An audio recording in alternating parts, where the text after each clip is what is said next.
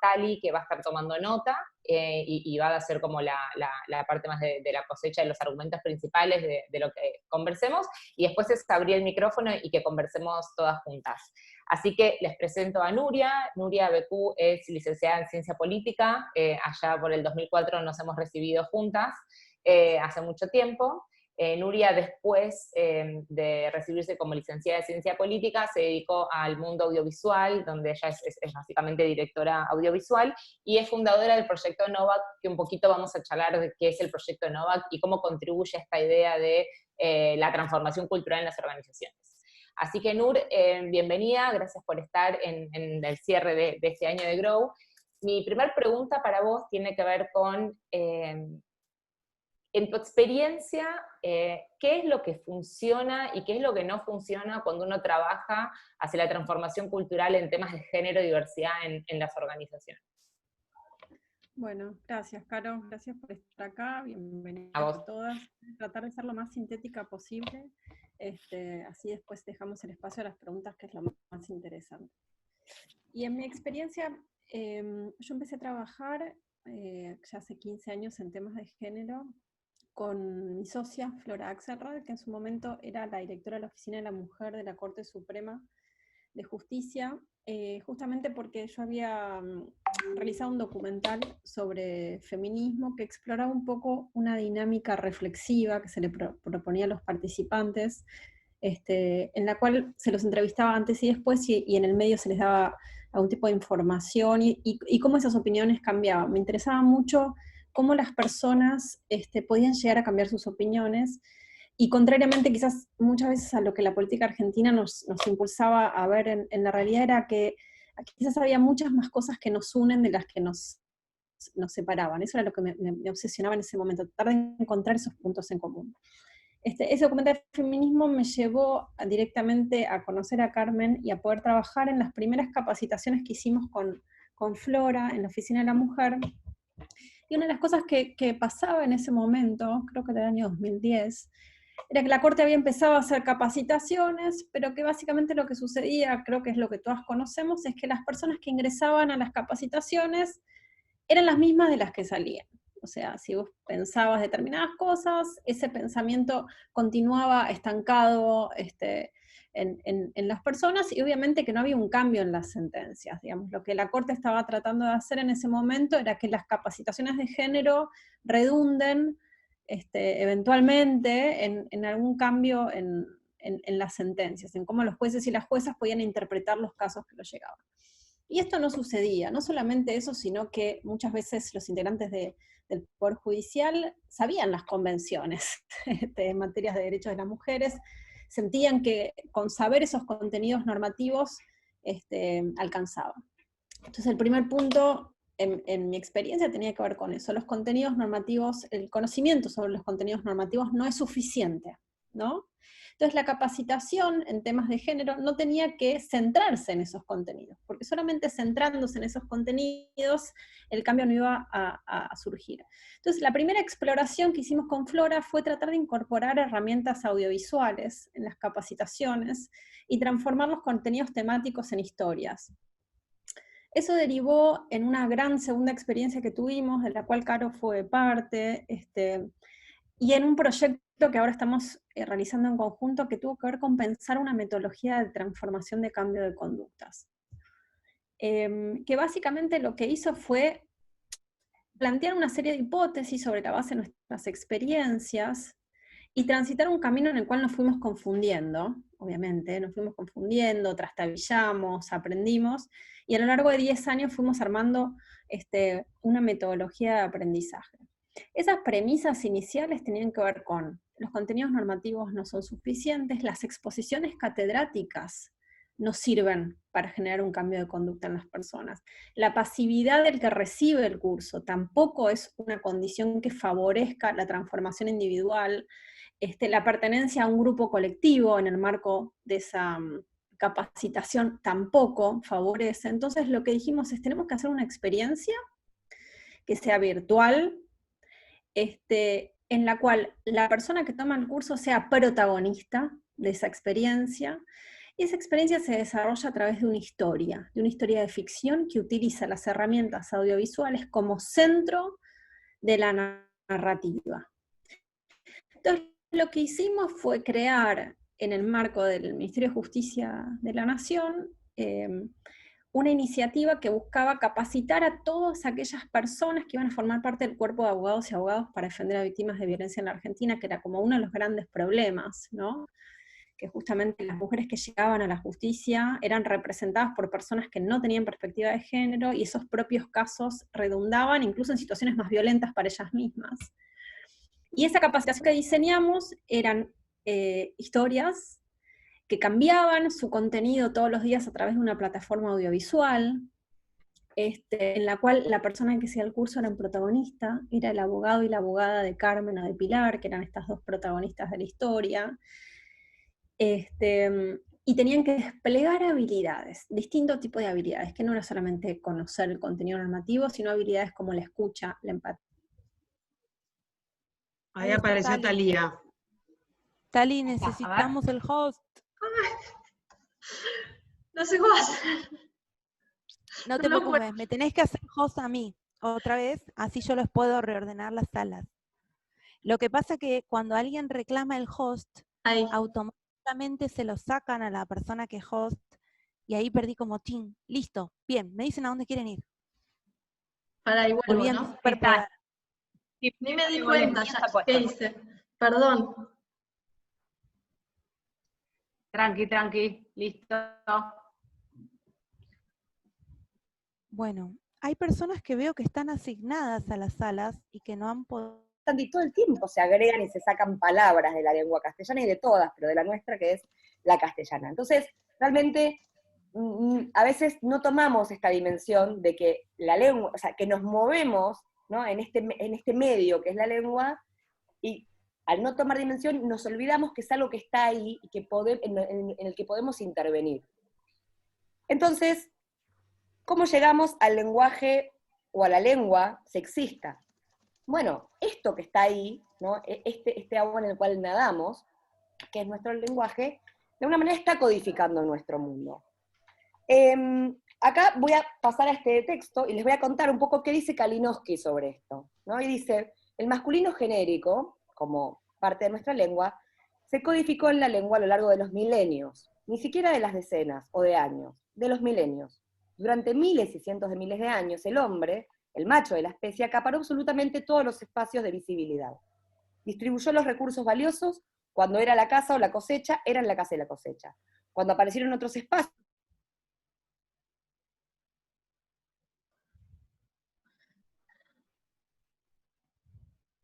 Carolina, te pasé a la sala azul. Verónica, ¿te gustaría ingresar a alguna? Perdón, Tami. Tami me dijo que como que perdió el host también. Si se lo podemos volver a dar. Y ahora si está dentro, no. A ver si está acá.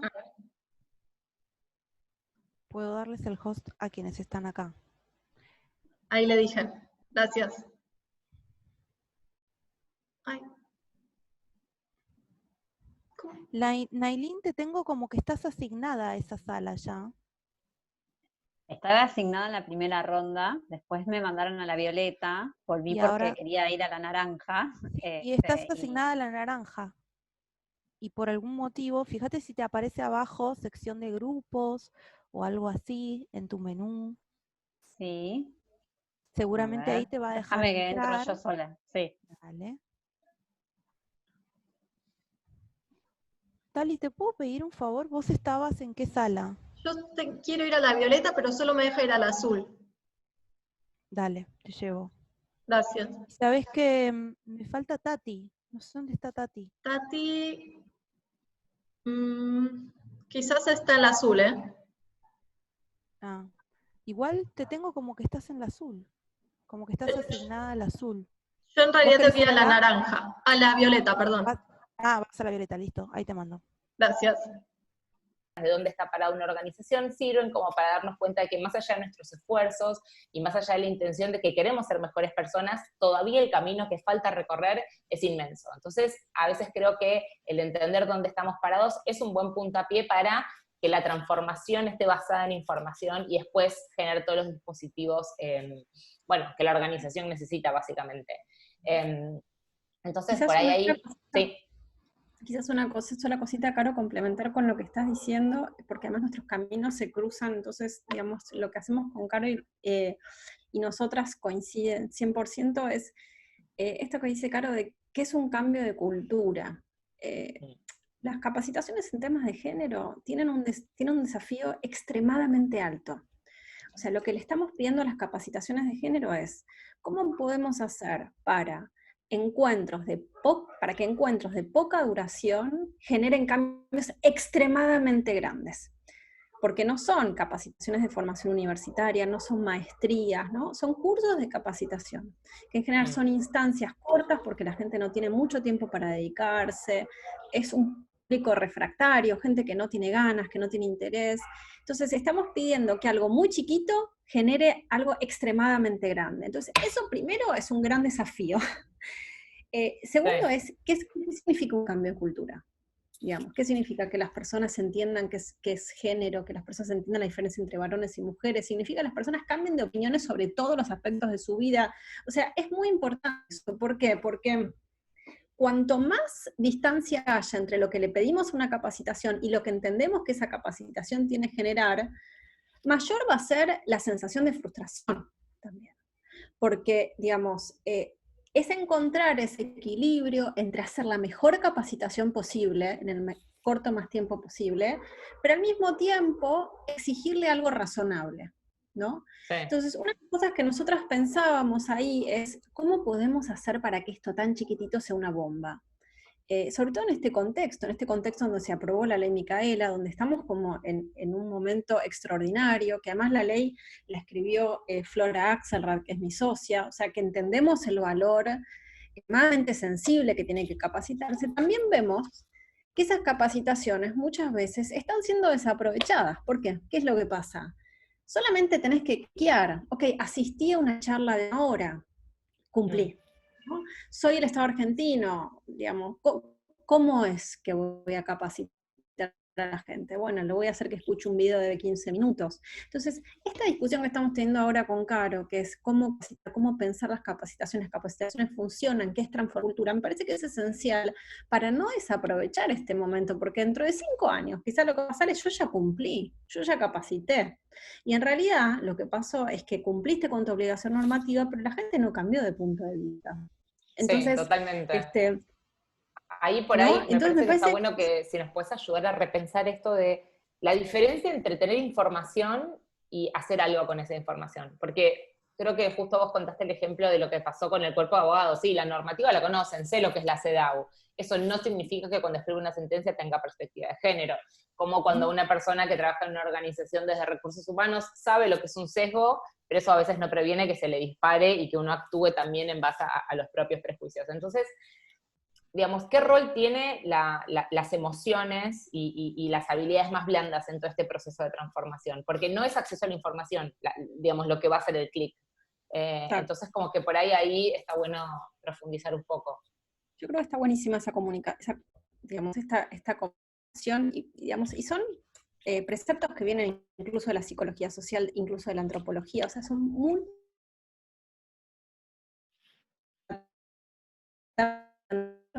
persona cambie de punto de vista. Pero me parece que lo que todos tenemos en cuenta y lo que nosotros estamos poniendo, digamos, como eje y como jerarquía en nuestra metodología es que si uno quiere cambiar las conductas de las personas, tiene que apuntar a sus corazones, más que sus cabezas. Y que es imposible pensar en una transformación cultural que no tenga en cuenta el corazón.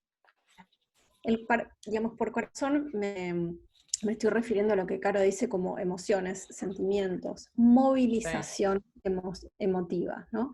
Entonces, una de las cosas que nosotras veíamos, yo se los marcaba como uno de los puntos, es que las capacitaciones estaban desprovistas del corazón, ¿no? Digamos, era como la fría letra del texto, de la norma, y no solamente eso, sino que una de las cosas que pasa, según nosotras lo entendemos, y eso digamos, es una discusión extremadamente abierta, es que es muy difícil hacerle cambiar de opinión a una persona que piensa diferente de vos desde una actitud paternalista. Es decir, decirle a la gente qué es lo que tiene que pensar no es la mejor estrategia para que ese cambio suceda. Al contrario, digamos, como dice Caro, la realidad es compleja, es diversa, es múltiple. En general, digamos, está estancada en los grises. Todos tenemos contradicciones, la realidad es contradictoria, y digamos, lo que nuestros cursos apuntan es a movilizar, la gente se siente emocionada por la historia, compelida, y además es protagonista de esa historia, y todo es complejo. Es decir, que no hay una única manera de transitar nuestro curso, hay diversas formas de interpretar esa realidad que se despliega audiovisualmente. Obviamente que nosotros tenemos indicadores de medición, ¿no? Pero una de las cosas que pasa es que la gente, que incluso no tiene perspectiva de género o está en desacuerdo con muchos de los preceptos, no se siente juzgada. No siente que la estás juzgando, le estás, digamos, poniendo el dedo sobre la cara, se siente incluida, se siente partícipe, tiene ganas de encontrar un punto en común con otras personas de su historia. Y me parece que eso es algo fundamental, porque, digamos, aquellas que militamos por este tema hace muchísimos años, me parece que tenemos como el interés y la obsesión de convencer a aquellos que no están de acuerdo con nosotros. Me parece que ese es el gran punto y ese es el gran desafío. Sí, totalmente. Ahí justo estoy volviendo, yo en la sala anterior estuve en la sala de Enrique Estola, y parte de su reflexión era, bueno, obviamente que el feminismo es un movimiento político y que necesita sostener la masa crítica que tiene de mujeres, pero que sobre todo necesita llegar a una masa crítica de varones, ¿no? Porque lo que necesitamos también son varones que apoyen, que sostengan esta causa, y él hizo una reflexión que después llevó un poco al debate, que era, bueno, que se dejen de hacer los boludos. Entonces, también es eso, ¿no? Es cómo tocar fibras en esas personas que todavía no han logrado por ahí hacer el clic y decir, bueno, esta causa también es mía, esta causa también la puedo abanderar, más allá de que la causa es muy diversa y uno no necesita adherir a todos los preceptos, el feminismo es muy variado, y justo de eso voy a hablar yo en mi conversación final, de que no existe un feminismo, sino que es un movimiento súper heterogéneo y así tiene que hacerlo, es entender eso, ¿no? Como dónde están esos puntos emocionales y esos puntos de quiebre en donde uno entiende un concepto que por ahí ya lo había leído 20 veces, pero que se vuelve carne, ¿no? Que te transforma y que dices, bueno, a partir de ahora voy a movilizar.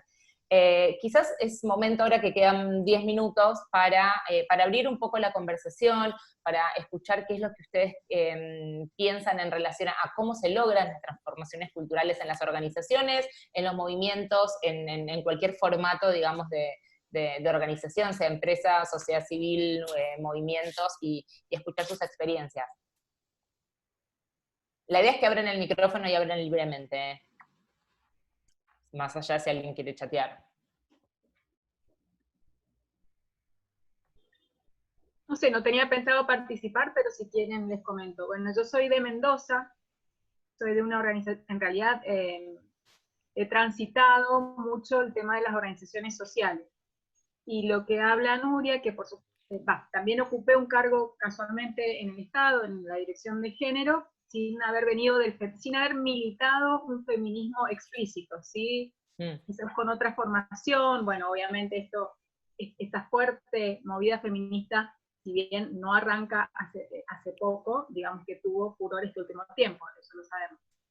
Pero sí, al haber venido de organizaciones sociales, cuando escuchaba a Nuria, yo pensaba en lo que para nosotros eran las dinámicas de educación popular. Para nosotros la formación básica y la conciencia crítica se hacía a través de la educación popular, que pasa por esto, ¿no? El protagonismo, el sentir por el cuerpo, las problemáticas.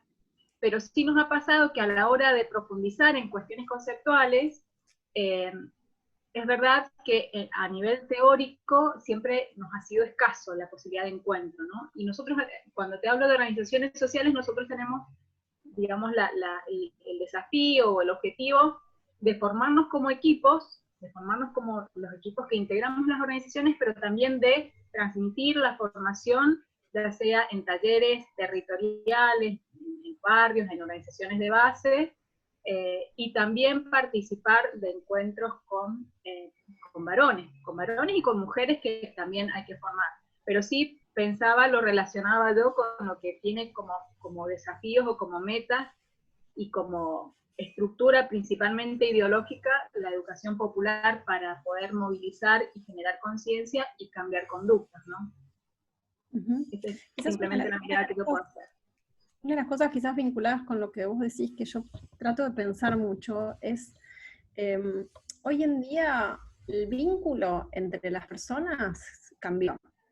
En todas las clases sociales, digamos, la popularidad de las herramientas audiovisuales, WhatsApp, teléfonos, se ha masivizado, digamos, se ha vuelto masiva, y entonces la lógica de comunicación con esa realidad también ha cambiado. ¿Cuánto nos cuesta leer textos largos, no? Imaginémonos cuánto les cuesta a los jóvenes leer un artículo de la Constitución, una ley, digamos, incluso una norma internacional. Es aburrido incluso, no tenemos el tiempo para gastar en eso. Entonces, digamos, la incorporación de las herramientas audiovisuales, o la incorporación de la normativa, de los contenidos normativos a través de historias, digamos, tiene, para mí, muchos beneficios. Primero, aborda la idea de que los temas son multidimensionales. Como dice Caro, no es un tema en una página fragmentado, sino que todo se vincula con todo en la realidad. Vos te encontrás con una víctima y pasan millones de cosas, explota la realidad en tu cabeza de múltiples dimensiones, y tenés que estar preparado para eso. Entonces aborda la multidimensionalidad. Después lo vuelve atractivo, lo vuelve dinámico.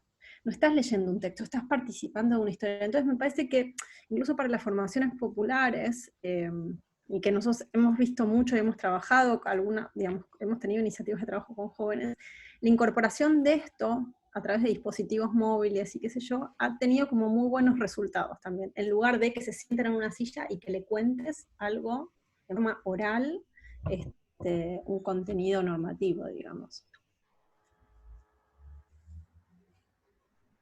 ¿Alguien más quiere hacer algún comentario, pregunta o duda?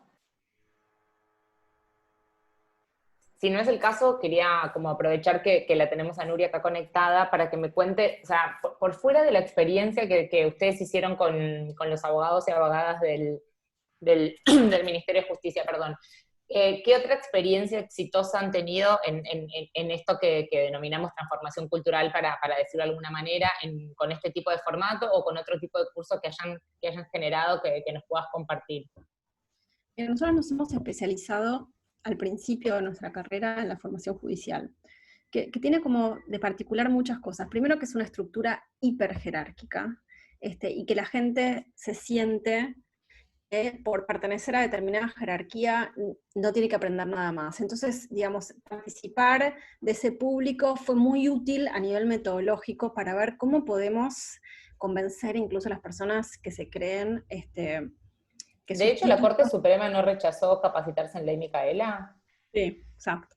Exacto. La gran discusión que se fue dando hoy en día, digamos, incluso a nosotros nos tenían el eje de la tormenta, sí, pero porque, digamos, trabajamos en la Corte, Flora fue la directora, sí, de la oficina de la Corte, y además escribió el proyecto de la ley. Entonces, digamos, hubo mucha reflexión ahí. Pero el público judicial fue uno de los públicos que experimentamos, nos sirvieron muchísimo, pero luego cuando hicimos la capacitación del Ministerio de Justicia, fue muy interesante, que hicimos comisiones especiales, no sé si hay alguien acá en el grupo que participó, hicimos comisiones especiales de gente que, primero, venía de distintos países, de toda América Latina, venía de distintos ministerios, trabajamos con gente del Ministerio de Salud, de Desarrollo Social, o sea, habíamos armado un curso que tenía como público el judicial, cuyos contenidos y habilidades se desarrollaban para el público jurídico y judicial, que tenían que ver con la resolución de un caso, pero teníamos un público, incluso en comisiones especiales, que no tenía nada que ver con eso. Y eso fue muy interesante también lo que pasó, porque la gente se copó, participó, hizo las actividades. Incluso en ese momento en el Ministerio de Justicia habíamos habilitado conversaciones a través de Cancillería para establecer convenios de cooperación con distintos países que quieran el curso. Y se presentaron 23 países de distintas partes del mundo. Entonces eso fue como muy rápido creció en los primeros meses. Entonces eso fue muy, muy llamativo. Nos llamaron para, digamos, implementar el curso en distintas Cortes Supremas, pero también en Ministerio de Salud, por ejemplo. Y ahora hicimos un salto, estamos trabajando con un público completamente diferente, que es el público universitario, que son rectores, rectoras, profesores y profesoras de distintas universidades de América Latina, que también guardan esa relación extrema de jerarquía.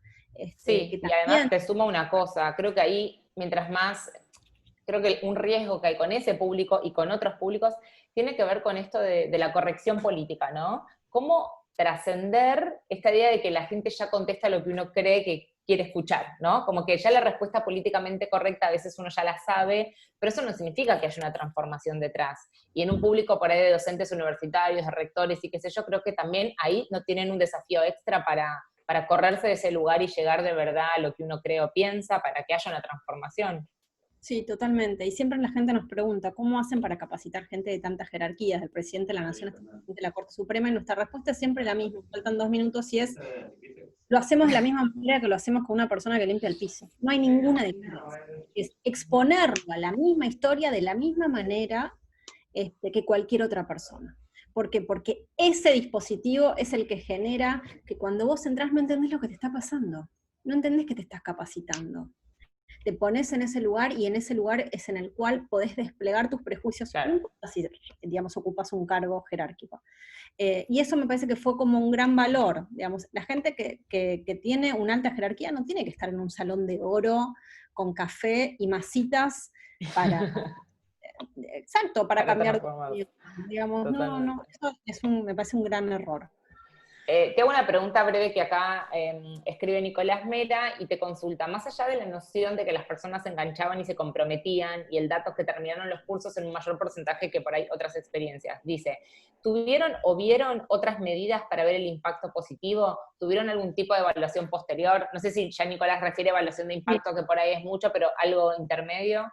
Sí, nos queda muy poquito, pero quizás, digamos, algo extraordinario que me parece a mí que estamos haciendo, que está en la cabeza de Flora, estamos utilizando herramientas de inteligencia artificial para medir cambio de conductas. Y eso es algo muy, muy difícil que estamos haciendo, es cómo sabemos que nuestros cursos funcionan, cómo sabemos que la gente cambió de opinión, cómo lo podemos medir y cuantificar, y eso, digamos, fue una exploración obviamente de 10 años, pero ahora nos hemos metido a trabajar con gente especialista en esto, con el objetivo de apuntar a generar una herramienta que pueda medir en forma consistente si lo que estamos diciendo que funciona, funciona.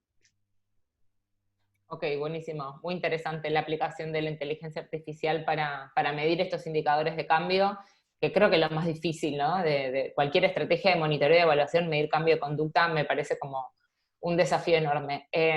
Bueno, ya quedan 28 segundos, así que Nuria, nada más que agradecerte mucho por venir a contar tu experiencia, tanto en la Corte como en el Ministerio de Justicia, y bueno, y todo lo que vendrá.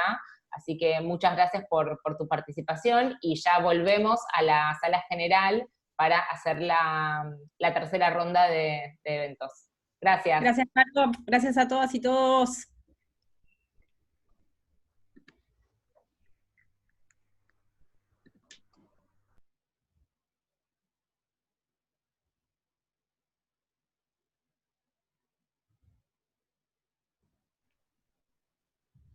Estamos llegando de nuevo aquí.